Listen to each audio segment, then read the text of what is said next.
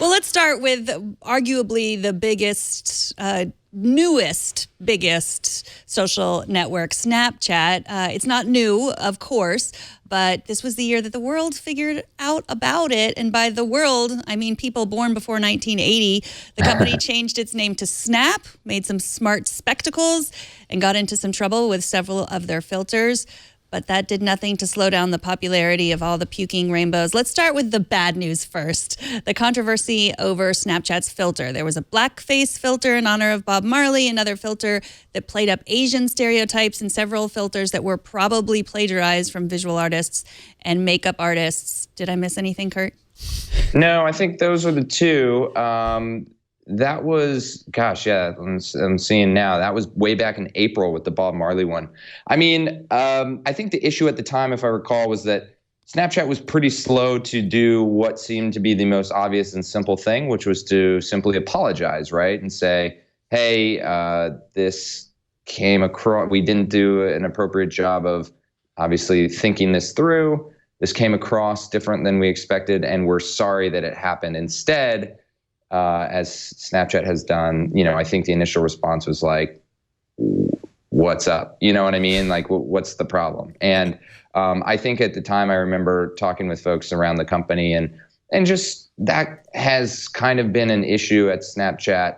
It's one of the only, things that maybe isn't necessarily going right for them at the moment is sometimes the leadership over there can just kind of, they feel very strong about certain things and they refuse to bend and break, right? And so this is one of those instances where that's not a good quality, I would think. I almost feel like it's kind of a core quality of technology in Silicon Valley right now. And this is an example of that. And you see it with a lot of the other really big up-and-coming companies, particularly with companies like Uber. It's this kind of tech hubris of just figuring like, well, many of the original, rules that exist for others, they don't exist for us because we're doing something cutting edge and compelling in a different way that you've never seen before. So, we're just going to break things and whatever happens. It's all expendable because it works for us. And that's the most important thing. Right. Like why apologize for pushing the envelope, right? And obviously, when you're doing it from a technological standpoint, that's one thing. When you're doing it in the way that, in this case, was racial or ethnic driven, it's like, okay, that's different, right? I mean, that is alienating your user base. That's not, pushing back against the government. That's not pushing back against regulation. That's just simply offending people who use your product. So I think there's a big difference and probably some maturity that will continue to happen.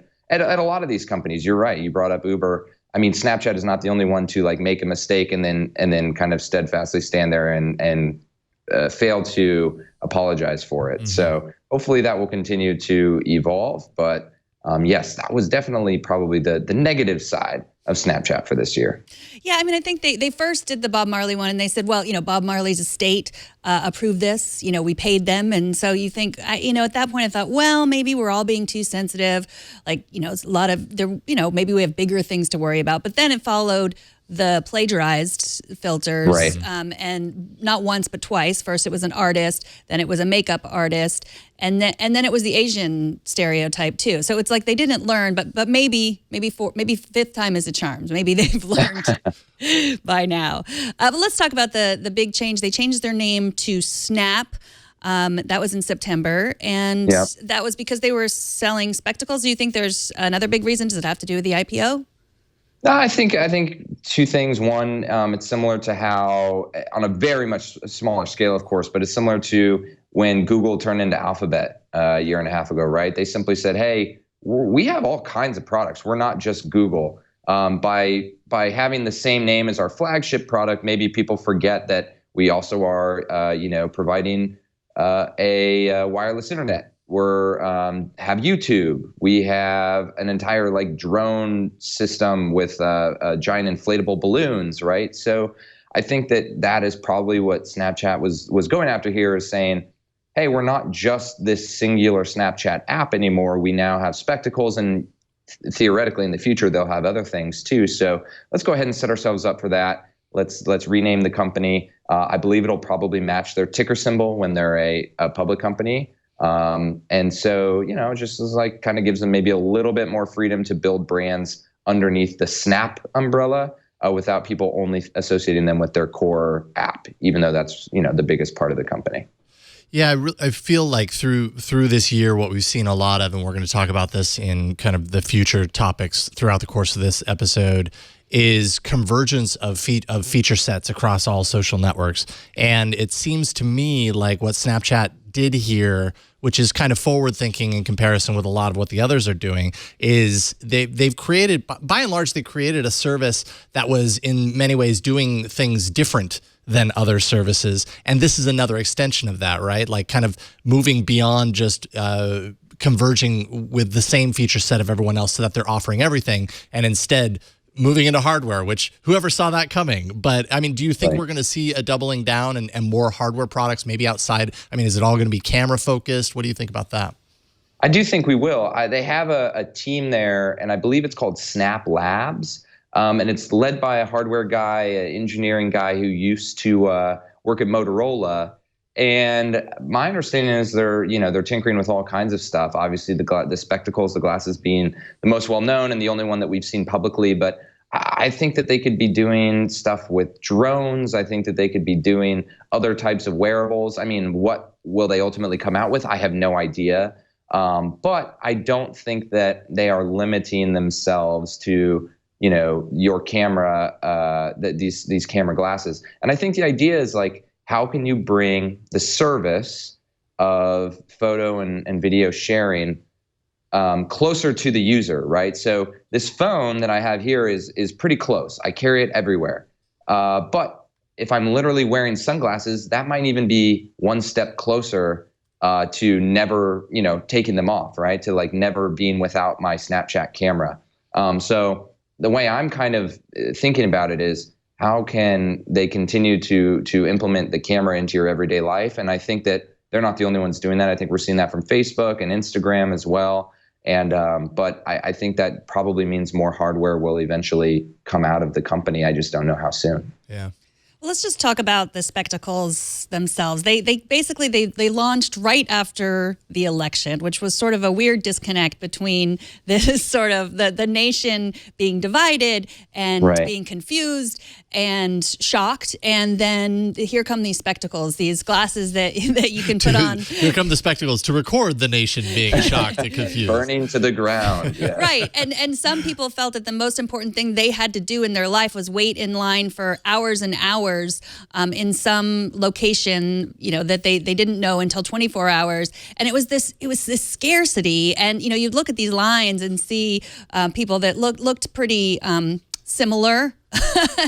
And so, I mean, what do you make of the spectacles themselves and the marketing plan and just what that says about us as a nation?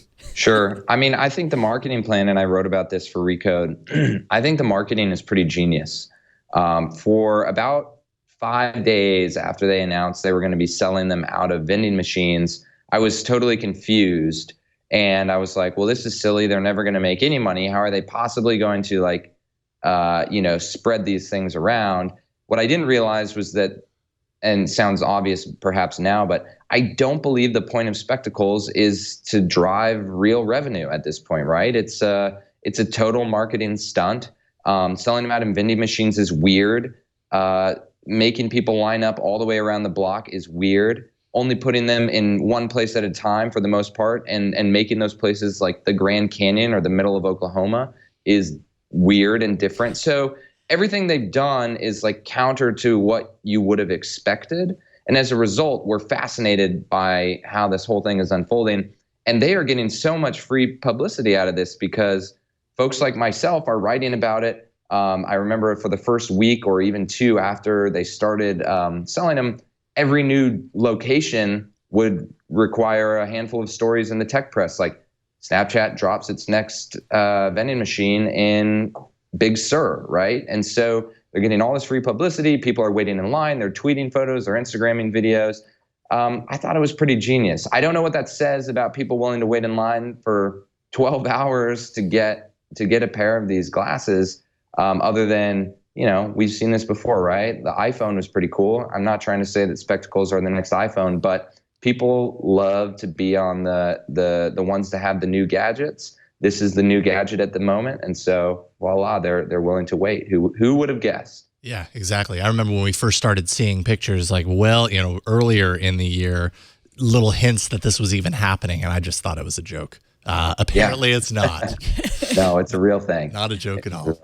I've heard I actually haven't used. I don't know if you. Sorry, I don't know if you two have used them. I actually have not used them. They didn't send out review copies to the press, which is a very Snapchat thing to do, by the way. Most big tech companies can't wait to get their product in the hands of press so that they can, write all about it. Snapchat hasn't done that. They haven't brought vending machines to San Francisco yet, which is not surprising to me, but that's where I live, so I haven't been able to even wait in line to buy them. And I don't know. It's just going to be really fascinating to see how long they can maintain this kind of cool, unique momentum around the spectacles, or if it ultimately gets, saturated, or because more people can't get their hands on them, does the interest fade, right? Like we've seen this with, what's a great example? Do you guys remember Ello from 2 years ago? Mm-hmm. It was like a Facebook killer. It was like a social network. Oh, yeah. But it was invite only, right? So there was a time when 100,000 people were waiting to get access to Ello, and they were like, oh, sorry, we're only going to let in a certain amount a day. And then a week later, 90,000 of those 100,000 people were like, well, I made it the last week without Ello, and my life is still cool. I guess I'll move on. I wonder if something like that could happen with spectacles, where because they are so hard to get your hands on, do people who initially wanted them ultimately just say, well, actually, now that I've sat on it for 2 weeks, I probably don't need them. I'm going to move on. I don't know. I'm speculating here, but that's one thought, I guess, about 2017, how this is going to go. Absolutely.